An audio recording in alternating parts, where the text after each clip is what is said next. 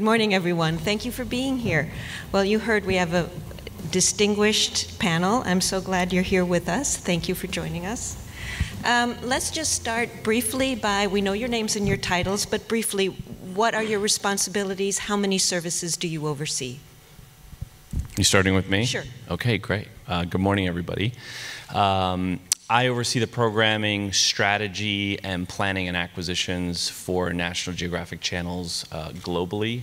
I focus largely in the United States. Those channels consist of National Geographic Channel, and then more recently, in the last several years, having launched a service in many countries called National Geographic Wild. We have about 450 million subscribers worldwide, and it's my responsibility to make sure that our service reflects our brand and that we perform around the world. Thierry? Good morning. I'm very pleased to be here and to be on stage with Steve and Christians. So my name is Thierry, and I work for France 5 documentary unit. I am responsible of the international field, supervising a small but very talented team of 12 people. We are divided into main activities: international pre-buys and co-productions, and acquisitions. To give you a few figures, we acquire about 500 programs per year for France 5 and 100 for the other sister channel of France Télévisions. And we do co-produce or pre-sales about 50 programs a year. Excellent. Steve, so CuriosityStream is a little different, right? It's not a linear channel that we see on our TV set, correct? That's right. CuriosityStream is an SVOD channel, subscription video on demand, and we focus on science and history, of course technology, engineering, wildlife, and cultural programming. And we're in 196 countries. Anywhere there's high-speed broadband, we're there. And it's going, last week was our 3rd year, and in those 3 years we've managed to put together about 1,800 titles of great factual programming from great filmmakers around the world. And so each year now, we probably do 120, Devin, Chima, and I are the programmers, and we probably do 120 hours of acquisitions, pre-sales, co-pros, or commissions. Excellent. Christian, National Geographic is known for big events, whether it's a breakthrough, whether it's genius, more recently One Strange Rock. What do you look for that can sit alongside shows of that magnitude? Well, there are a few things, actually, and I think, look, you know, we're referencing here, Anna's referencing a strategy that National Geographic started to pursue about 18 months ago, which was really to have the channel reflect, in terms of programming, what people expected from the brand, where the bar is incredibly high and the trust level is very high. So, you know, we have a lot of big tentpole, both scripted and unscripted events. I think from a co-production and acquisition perspective, you know, what we also have is supporting content. And by that I mean content that obviously fills out the rest of a linear schedule. In some cases, we're starting to pursue acquisitions that are helping us to kind of have the schedule be more symbiotic with these big events. So we are acquiring series from around the world. We just recently acquired a Bear Grylls series off of NBC.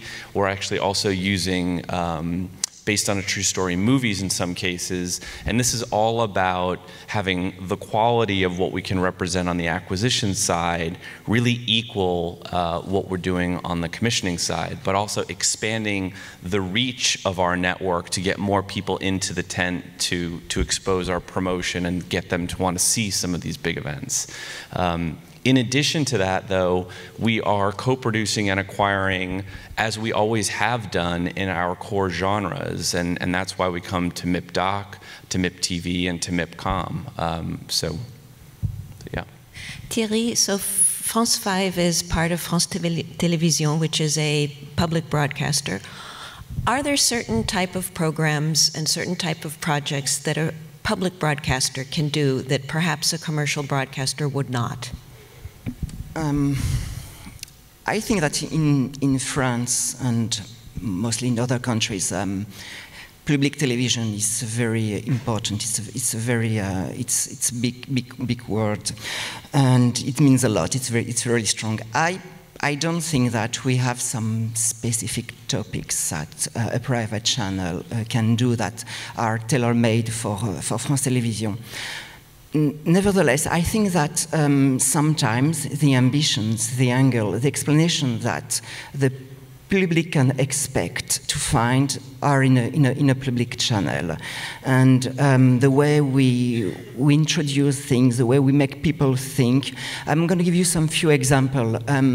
France 5, when we are doing shows about transgenders, about violence against women, or women living in the streets, what we want to explain, what we want to introduce to the audience will be completely different from what a private company will do.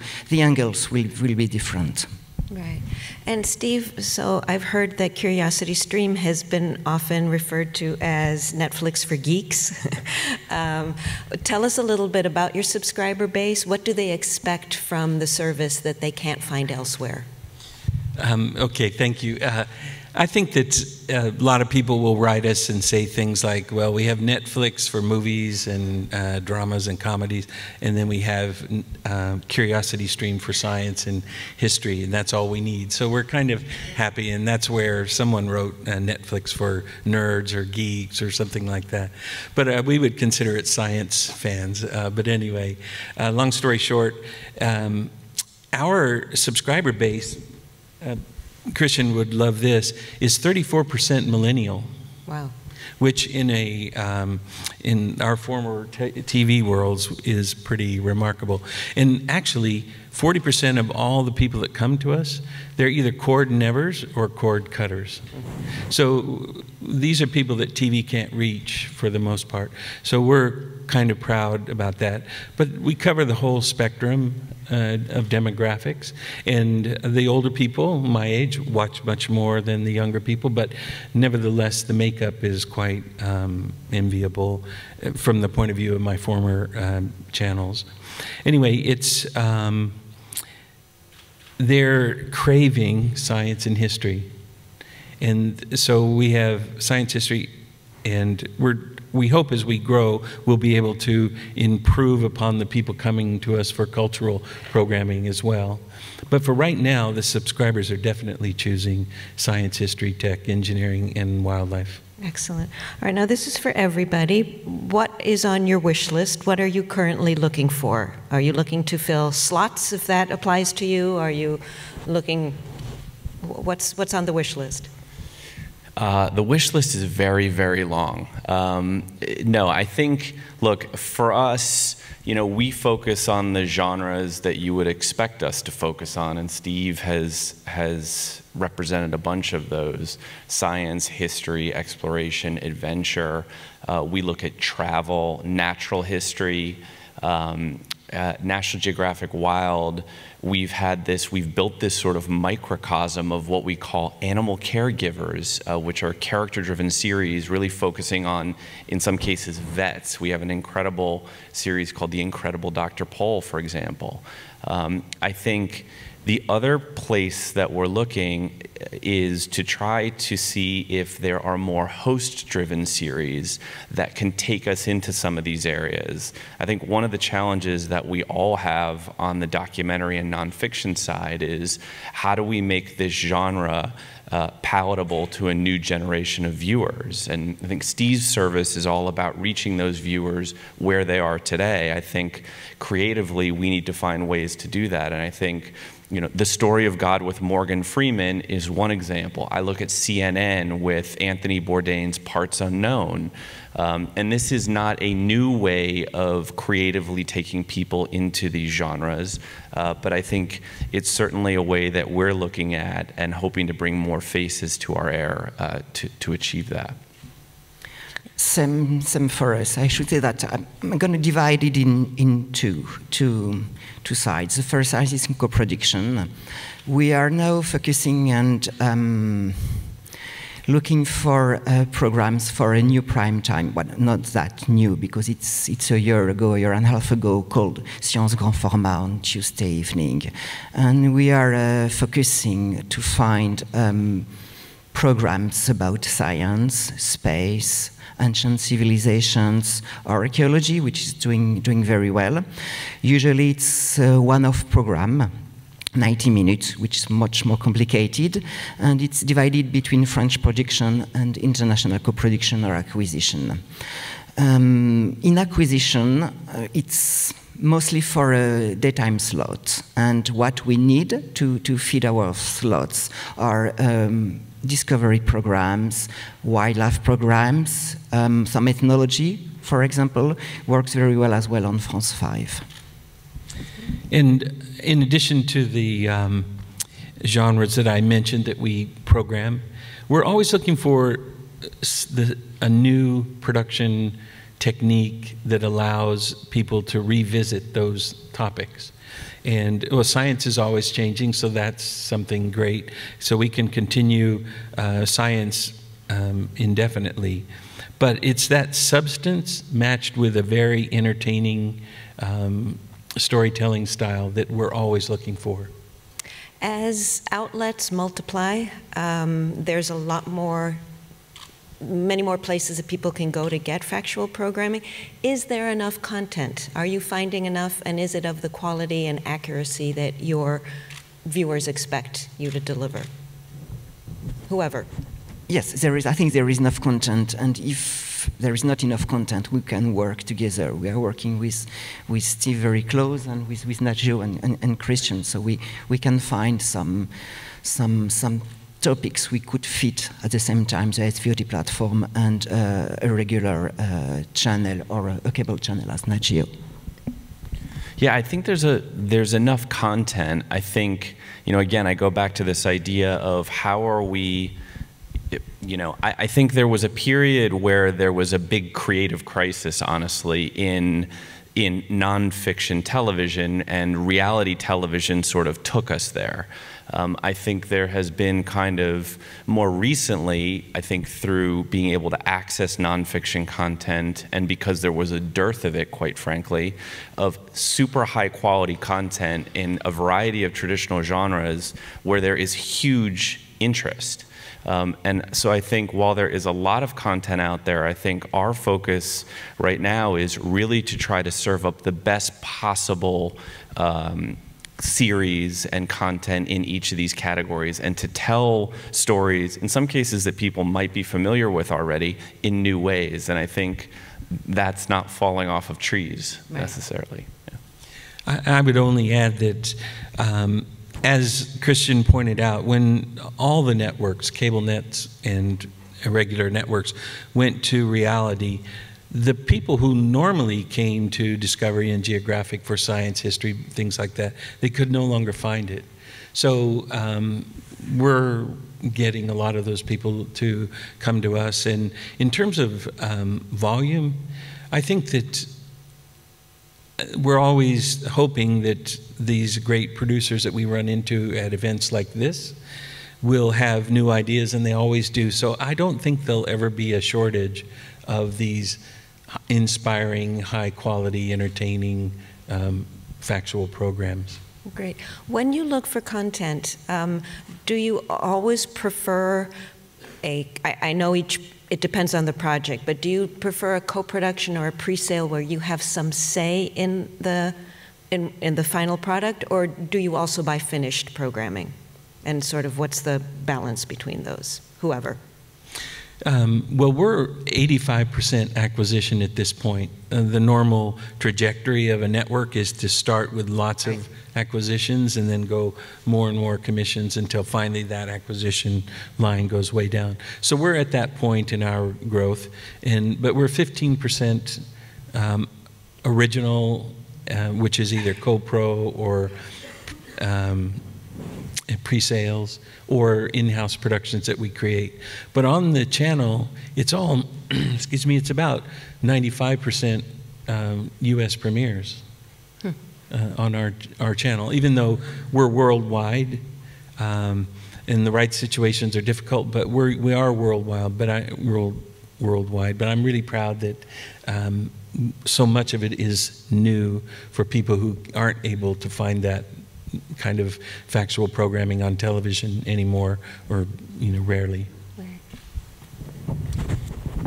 Yeah, we still, we look for completed acquisitions a lot. I only started at National Geographic 6 months ago, and we were just sitting outside this hall, and I was only just learning from these guys who are more familiar with Nat Geo's co-production strategy than I was, that we used to do a lot more co-production, and I think I certainly look at co-production, and there's a few examples that I could give recently with a particular show we co-produced with Channel 4 and Fremantle called Lost Treasures of the Maya Snake King. That started as a pre-sale, as I understood it, and then kind of stepped up to a co-production as we learned more about the project and more about, quite frankly, the National Geographic explorers involved in the project.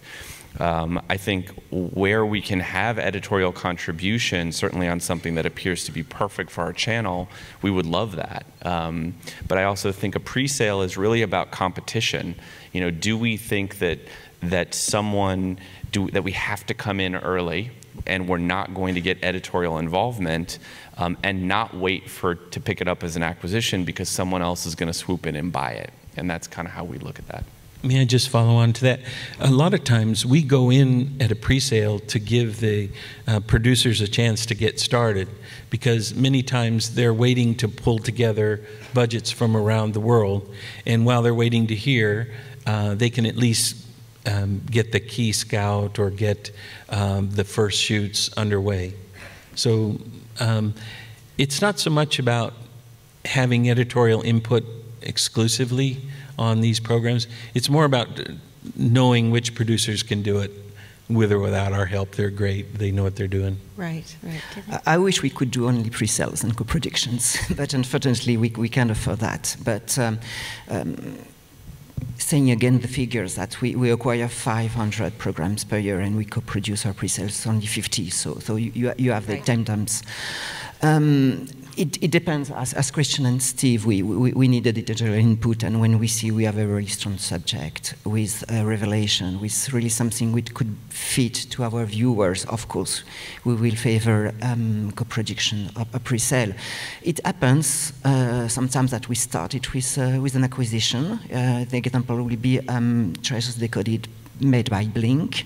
And at the end, it's a pre-sale for us. So because we wanted to have more editorial input to fit more to what we want, and it happens, yes. Right. Do you look for both one-offs, specials, and ongoing series? How do you balance them? Are they both important to your services? Definitely, 100%. I think for us, ongoing series, I think for anybody, a successful ongoing returnable series is like the holy grail. And from when you're ad supported like we are, you go into a season 2, season 3, season 4, and it becomes kind of low-hanging fruit for the sales group to just make more money, quite frankly. I think from a specials perspective, for us, the way we're thinking about specials is big event specials, like a One Strange Rock, but increasingly we're also looking at building out a National Geographic Presents Sunday night where week in, week out, you will have individual specials. Might be on North Korea, might be something that may be more contemporary, something may be in the science space, but where viewers know to show up every single Sunday night to get some kind of interesting special in our core genres. So that's an important piece of our acquisition strategy as well. Same for us, both series and one-offs. I think we will favor one-offs for Science Grand Format when it's a real event. We do something with Steve about the Cheops pyramid. It was really, really big, and it was a very long-term production, more than 2 years. And it was impossible for us to have several episodes because our financial and editorial involvement was very high. And for daytime slot series are really welcome as well. And we can have not series but collection. I'm going to give you an example. That's a collection made by Winfold called A Monument Exploded, or A Blowing Up History. And each episode is a single program, so we can have several, and we can broadcast and air them in different parts of the grid. And I'll just echo what they say, both specials and series. On television, it was desirable to have series for the marketing and ad sales reasons. But here, we don't have advertisements, so we hope to satisfy the individual subscribers by having a great selection of programs. So sometimes when your budgets are smaller, as ours are, if we invest in a lot of series, that means we're taking the variety away from subscribers who would otherwise find and be satisfied with this great program or that great special. So those are considerations that are slightly different than we had when I was in TV. Okay, now is your chance to boast a little bit. What highlights do your services have coming in the next few months that you'd like to talk about? Oh, it's a long, short story. It's very difficult to give a few names because I don't want to well, if you buy 500, it's kind of hard to. So maybe it's not. I should just give you a few examples. We of course we did with Bon Pioche and Curiosity and NHK, Cheops Pyramid, which was a really great show. We were partners of The Hunt, made by Silverback and Alistair. For the Gill. We did Titanic, which had been broadcasted a few months ago with Blink as well, and with BBC and Brook Lapping, we made a very interesting science show about Expedition New Earth with Stephen Hawking at that time. I'll go next, sure. We have, and you might see some of, we're also selling it, by the way, because our sales team is selling the next season of Genius about Picasso, which Antonio Banderas plays Picasso. So we're very proud of that. I've seen a few episodes at this point and feel like it's really strong, and hopefully it will be, and not only in the US, but around the world. And then we also have a feature documentary that's coming up later in the year about a kid, really. I mean, he's a young man, but a kid named Alex Honnold, who was on a 10-year journey, and we cover really the last year of this journey to free solo, which is what it's actually called, but which essentially means climbing with no ropes, no nothing. And he climbed El Capitan, which is a 3,200-foot rock face. No one's ever done this before. And did it, it's in Yosemite National Park, and did it with no ropes. Oh my God. And so you watch some of this footage, and it's scary. In your living room, it's almost scary, wow. But it's great. We're doing a couple big co-productions, actually with French and Australians, in a series called Living Universe, which is a 4-part series. And it looks at the planet hunters, those scientists who are discovering all the new Earth-like exoplanets. And in it, the scientists tell us what a future voyage 150 years from now would look like to one of these exoplanets. Cool. So that's all in animation, reenacted how this AI discovery would occur. So that's really wonderful. And then another one that we're doing, I don't know if the Z people are here, but it's called Sacred Spaces, and it's about it's a comparative religion series about the beautiful temples and mosques and synagogues from each of the major religions. So it shows the journey out of the origin of all these religions. And these are beautiful, big 4K series. I know everybody in the industry is talking about the surge in drama, but it certainly seems like nonfiction programming is holding its line too, isn't it? You have some amazing things. Speaking of nonfiction programming, are there any issues in particular impacting the industry right now, as from your point of view? Yeah, Steve Burns' service is getting people to cut cable. That's the problem.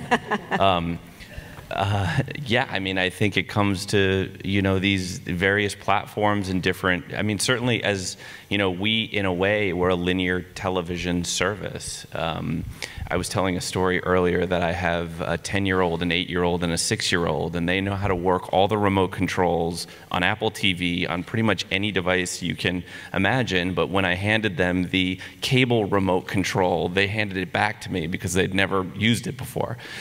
So I think that's one of the challenges we have, and I think, as I said earlier, making the content relevant to a new generation of viewers. And I think that's really the key, because ultimately it's about the content. So that's how we're looking at it. Regardless of the platform, it's putting something exactly. People will find it if they want it, right? That's right, and we think of it that way, you know, and I should be clear, we are a linear television service, certainly, but we look at our content from a multi-platform perspective. We have a relationship with Hulu because we're owned by 21st Century Fox. We have what I think is an incredible app where our service is accessible alongside Fox and FX, as well as other ways of accessing our content. And we program our content every single day with those platforms in mind, in some cases as ways to market what's coming up on the linear channel, and in other cases just in their own right to create collections or to create binge viewing opportunities. And it might have been World Screen just a couple weeks ago had an article about that they're in this, I guess worldwide, there were 900 SVOD services. And I don't know where all of it comes from, but I am happy to report that only a handful have factual programming like we do.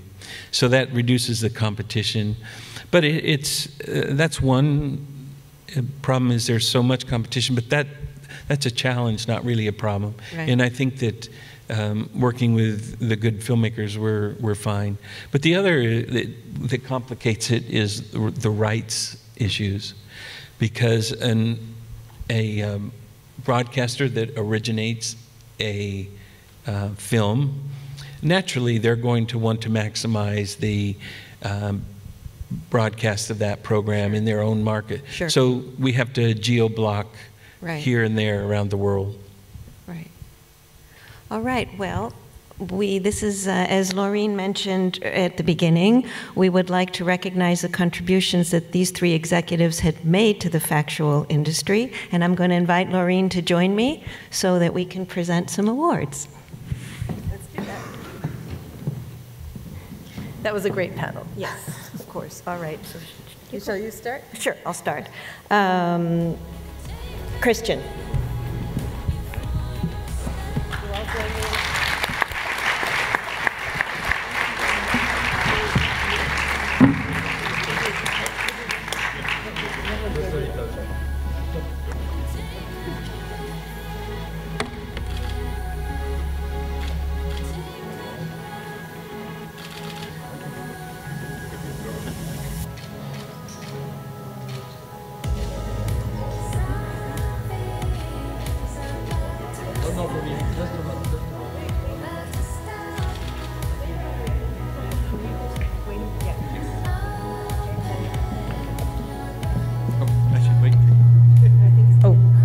Next is Thierry Mino.